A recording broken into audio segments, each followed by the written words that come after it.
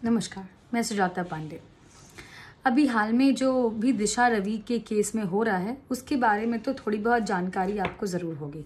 साथ ही साथ ये जानकारी भी होगी कि कैसे ये एक प्रोपेगेंडा फैलाया जा रहा है कि कैसे एक मासूम सी 21 साल की लड़की को भाजपा की जो सरकार है, जो फासिस्ट सरकार हो गई है, वो डिसेंट को दबाने के लिए, युवाओं की आवाज़ को दबाने के लिए ऐसे कदम उठा रही है जिससे कि जो डेमोक्रेसी है हमारी वो शर्म से झुक गई है। पॉलिटिशियंस के ट्वीट भी आपने पढ़े होंगे जहाँ पे 21 साल की लड़की से बंदूक वाले डर रहे हैं और ऐसी ऐसी खबरें जो हैं हमारे सामने आ रही हैं। तो मैं 21 साल के बात पे थोड़ा सा पूछना चाहूँगी कि 21 साल से क्या प्रॉब्लम है। निर्भया का जो सबसे भयावह दरिंदा था उसकी उम्र कितनी थी? उसकी उम्र थी 17 साल। जो हिजबुल मुजाहिदीन का सबसे बड़ा वांटेड आतंकी था, उसकी उम्र कितनी थी? 22 साल। जो आतंकवादी RDX लेके अंदर लेके आया था 40 जवानों को पुलवामा अटैक के लिए, उसकी उम्र कितनी थी? 21 साल। आप उम्र और कुकृत्यों को जोड़ नहीं सकते, तो ये 21 साल की बातें रहने दीजिए। 21 साल में एक लड़की अपनी मर्जी से शादी कर सकती है, पढ़ सकती है, बाहर जा सकती है, पिटीशन साइन करवा सकती है, अलग अलग चीज़ों पे हिस्सा ले सकती है, फेक फेमिनिज्म चला सकती है, क्लाइमेट एक्टिविस्ट बन सकती है, बच्चों को ये बोल सकती है कि ये करें और वो ना करें। एक लड़की जो है छोटे से उम्र में सारे वर्ल्ड लीडर्स को हाउ डेयर यू कह सकती है, जबकि उसकी समझ कितनी है, पर वो इन्वायरमेंटलिस्ट पोस्टर गर्ल बन सकती है। तो दिशा रवि के 21 साल होने में क्या फर्क, क्या हर्ज है? क्यों? जब वो लड़की जो है, जब हमेशा ऐसा कैसे क्यों होता है कि जब भी ये जो लेफ्टिस्ट हैं, जो देश विरोधी कार्यों में लिप्त हुए जो युवा हैं, उनको अगर पुलिस पकड़ती है या उन पे कोई कार्रवाई होती है तो ये एज का कार्ड क्यों खेला जाता है? जो सरजील इमाम था क्योंकि वो छात्र था तो उसको छोड़ दो, जो सफूरा जरफर हैं वो प्रेग्नेंट हैं इसलिए उनको छोड़ दो, फलाना ये वैसे हैं तो इसलिए छोड़ दो, ढुमकाना वैसे हैं तो उनको छोड़ दो। वैसे तो किसी को भी कोई भी कार्रवाई नहीं हो सकती। दूसरी जो बात हो रही है कि इस टूल किट से सरकार इतनी डरी क्यों है, क्यों टूल किट के बेसिस पे दिशा रवि को गिरफ्तार किया गया है? तो दिशा रवि को टूल किट के बेसिस पे इसलिए गिरफ्तार किया गया है क्योंकि ये टूल किट कोई साधारण टूल किट नहीं था। ये टूल किट जो है ये किसके द्वारा जारी किया गया था? ये जारी किया गया था पोएटिक जस्टिस फाउंडेशन के द्वारा, जो एक कनाडा में स्थित एक ऑर्गेनाइजेशन है जिसको मो धालीवाल चलाते हैं। और मो धालीवाल जो कि खुद ही कह चुके हैं कि वो खालिस्तानी हैं। वो उनके वीडियोस सामने हैं कि कैसे उनके रिहाना और ग्रेटा थनबर्ग के बीच में साठगांठ है। ये सारी चीज़ें वो खालिस्तानियों वो लोगों को भड़काते हैं खालिस्तान के लिए। वो ये बिलीव करते हैं कि खालिस्तान जो है वो एक जायज़ मांग है और भारत से वो ये लेके रहेंगे। तो ऐसे लोगों ने ये टूल किट बनाया था और उस टूल किट के एडिटिंग राइट्स दिशा रवि के पास थे।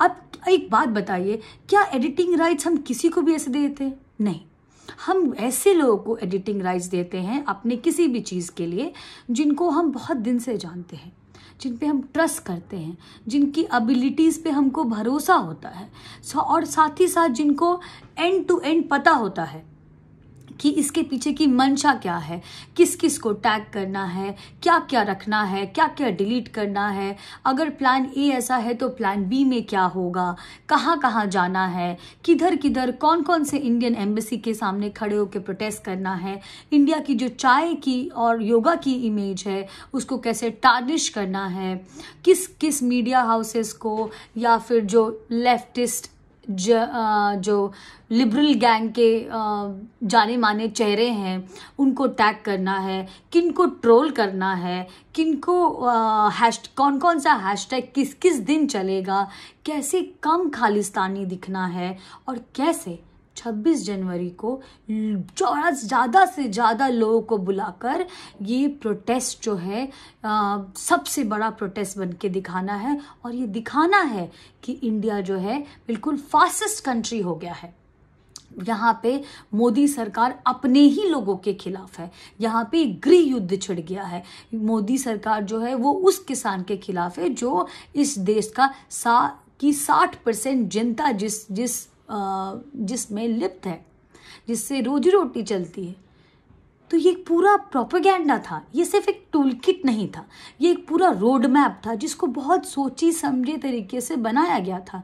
अभी दिशा रवि ये कहती है कि उन्होंने तो सिर्फ 2 लाइनें एडिट की, लेकिन आपको पता है कि ग्रेटा थनबर्ग ने जब ये टूल किट जब ये लोगों को पता चला था, उसके बाद बहुत सारे लोगों के पास में ऐसा स्क्रीनशॉट था जहाँ पे लाइव इसमें एडिटिंग हो रही थी और बाद में जो ग्रेटा ने भी अपलोड किया था कि ये अपडेटेड है, पुराना वाला इररेलेवेंट हो गया था क्योंकि उनके नाम बाहर में आ गए थे बाकी लोगों के। साथ ही साथ दिशा रवि का ग्रेटा थनबर्ग के साथ में व्हाट्सएप चैट का भी रिवील हुआ है, जहाँ पे उन्होंने बोला है ये कि हमको थोड़ा लाइट डाउन करना होगा क्योंकि इसमें हमारे नाम हैं और ये इसमें हमारे खिलाफ राजद्रोह का भी मामला बन सकता है। साथ ही साथ ये प्रूफ भी है दिल्ली पुलिस के पास, जहाँ पे दिशा रवि और उनके जो दोनों दोस्त हैं उन्होंने ना सिर्फ को ऑथर किया बल्कि मल्टीपल जूम मीटिंग्स की जो पोएटिक जस्टिस फाउंडेशन के मेंबर्स के साथ में, जहाँ पे उन्होंने ये डिस्कस किया कि ये टूल किट कैसे अपलोड करनी है और किन किन लोगों को क्या क्या करके टारगेट करना है। तो ये जो आपको ये दिख रहा है सिर्फ टूल किट, सिर्फ ऐसा नहीं है कि ये एक बस छोटा सा रोड था कि अच्छा यहाँ से वहाँ जाना, वहाँ पे तंबू तान के बैठ जाना, ऐसी बात नहीं थी। ये पूरा इंटरनेशनल प्रोपेगेंडा था जहाँ पे किसान तो वो एक होशिये पे था, जो इंडिया की इमेज है उसको टार्निश करने की पूरी तरह से कोशिश थी। तो दिशा रवि को इसलिए गिरफ्तार किया गया है, इसलिए नहीं कि वो किसानों की मदद कर रही थी, वो किसानों की मदद बिल्कुल नहीं कर रही थी, वो सिर्फ अपनी ऑर्गेनाइजेशन से जुड़े हुए लोगों की मदद कर रही थी। अभी ऑर्गेनाइजेशन से नाम आया, जब ये 21 साल की लड़की जो बताया जा रहा है वो को फाउंडर हैं एक एनजीओ की, एक कॉज रिलेटेड ऑर्गेनाइजेशन की जिसका नाम है Friday for future. Friday for future जो है वो एक ऐसी एनजीओ है जो बच्चों को बोलती है कि तुम फ्राइडे को स्कूल ना जाओ और तुम सड़कों पे खड़े होके जो पर्यावरण में चेंज हो रहे हैं उस पर अपनी बातें रखो। अच्छी बात है, लेकिन जब आप इसके फेसबुक पेज पे भी जाते हैं तो आपको दिखता है कि सिर्फ फ्राइडे फॉर फ्यूचर में सिर्फ क्लाइमेट की बातें नहीं हो रही हैं, उसमें किसान आंदोलन की भी बातें हो रही हैं।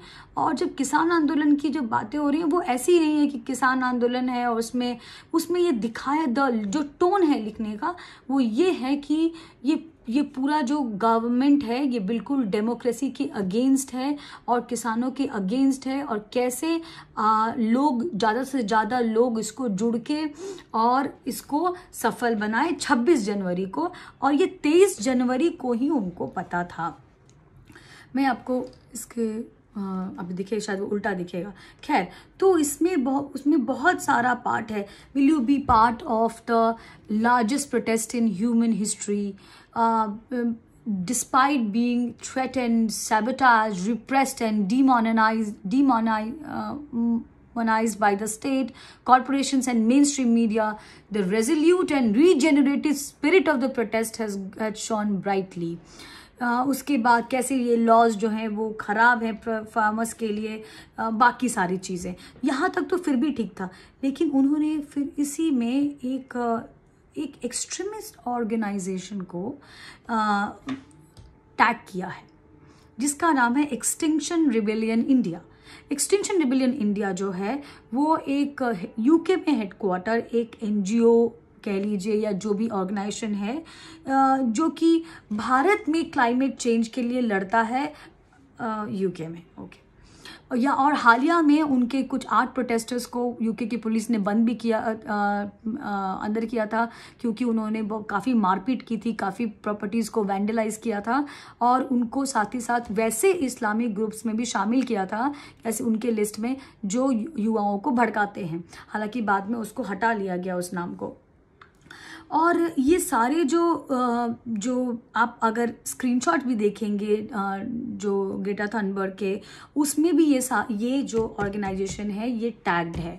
तो ये सिर्फ दिशा ने सिर्फ टूल किट नहीं है, बहुत सारे ऐसे थ्रेड्स हैं जो वहाँ पे दिखाते हैं कि ये सिर्फ एक फार्मर प्रोटेस्ट नहीं था, ये सिर्फ एक टूल किट नहीं था जिसमें बताया जा रहा था कि आंदोलन कैसे किया जाए, बल्कि ये ऐसा टूल किट था जिसमें बताया जाता था कि कैसे पूरा का पूरा षड्यंत्र को अपनी मुहिम पे पहुंचाया जाए। और खैर बाकी सारी चीज़ें तो बाहर हैं ही, आपको तो खुद ही बहुत सारी चीज़ें पता चल रही होंगी बाहर से। तो ये सारा पूरा एक सोची समझी साजिश थी जिसके तहत में दिशा रवि को गिरफ्तार किया गया है। साथ ही साथ दिशा रवि के फ़ोन पे एक व्हाट्सएप चैट ग्रुप था जिसमें कि जिसमें मेंबर्स थे ये सारे टूल किट वाले, जिसको उन्होंने डिलीट कर दिया। मेरा सिर्फ इतना सा एक सवाल है, संदेह है कि अगर ये दिशा रवि इतनी पाक साफ हैं तो उन्होंने ये डिलीट ही क्यों किया? जब उन्होंने सिर्फ 2 लाइनें डाली थी तो क्यों इसके लिए क्या प्रॉब्लम है? अगर पुलिस के पास आप जाते हो, अपना केस बताते हो, वैसे भी आपके पीछे तो सारी जो देश की जो विद्रोही मीडिया है, जो साहसी मीडिया है, जो एंटी इंडिया लिख के सोचती है कि वो इंडिया के सबसे बड़े सपूत हैं, वो तो आपके साथ खड़े ही हैं। तो आपको डरने की क्या ज़रूरत है? और अब तो आपको विदेशों से भी सपोर्ट मिल रहा है, तो बिल्कुल डरने की ज़रूरत नहीं है। वैसे भी हम सबको पता है कि दिशा रवि का कुछ होना नहीं है, लेकिन इससे जो बात सामने आती है वो ये है कि आपको जो ग्राउंड लेवल पे, जो सतह पे, जो ज़मीनी लेवल पे लिखता है कि सिर्फ एक आंदोलन है या मोर्चा है या पैम्पलेट बांटे जा रहे हैं, उसकी तार जो है वो बहुत दूर तक जुड़े हुए हैं। आपको तो पता ही है कि जॉर्ज सोरेस से लेके कितने सारे लोगों ने बिलियंस ऑफ डॉलर्स की फंडिंग की है इस गवर्नमेंट के खिलाफ। तो ये सारा कुछ आपको दिखता है और इसमें ऐसे नाम हैं। अगर आप देखें, एक फेडरिच करके एक बंदे का नाम है जो मुझे नहीं लगता कि कभी शायद वो पहले इंडिया भी आए होंगे, लेकिन अगर आप उनके पेज पे जाएंगे, ट्विटर पे जाएंगे, तो it's all about RSS, it's all about anti saffron, it's all about anti Hindu, it's all about how India is a fascist country. और ग्राउंड रियलिटी क्या है? क्या हम सचमुच फैसिस्ट हैं? फासिस्ट होते तो ये सारे लोग जो प्राइम मिनिस्टर को गद्दार कहते हैं, ये सारे लोग जो बोलते हैं कि वो थूक के चाट लेते हैं, वो ये सारे लोग जो चौकीदार चोर है के नारे लगाते हैं, क्या ये सचमुच ये बाहर रह पाते, अपनी बात कह पाते? आप खुद सोच के देखिए। चाइना में एक जैकमा ने सिर्फ एक स्टेटमेंट दिया था और वो गायब हो गए थे। आप कोई कंट्री उठा के देख लीजिए, शायद आज जितनी ज़्यादा सहनशीलता हमारे कंट्री में है वो आपको कहीं नहीं मिलेगी। आपको हिम्मत है? आप एक बार चाइना जाके, छोड़िए जाने की बात, आप पढ़ के देखिए कि कैसे लोग वहाँ रहते हैं और किसकी हिम्मत होती है कि प्राइम मिनिस्टर को चोर कह दे, गद्दार कह दे। नहीं होती। लेकिन हाँ, इससे एक बात ज़रूर है, इससे ये दिखता है कि कैसे जो बाहरी ताकतें हैं वो हमारे आपके बच्चों के ग्रुप में घुस चुकी हैं, हमारे आपके आसपास आ चुकी हैं। जो हम सोचते थे कि नहीं वो तो अमेरिका में बैठ के हो रहा है या कनाडा में बैठ के हो रहा है, उसकी जड़ें यहाँ पहुँच चुकी हैं। तो जागिए, क्योंकि अगर आप नहीं जागेंगे तो एक दिन, जिस दिन ये सब कुछ ख़त्म हो जाएगा, दिन जागने को और बचाने को कुछ रहेगा नहीं। क्योंकि आज हमारा घर, हमारी धरती, हमारा देश को जलाने की कोशिश हो रही है। हम नहीं बचाएंगे तो कौन बचाएगा? जय हिंद, जय भारत।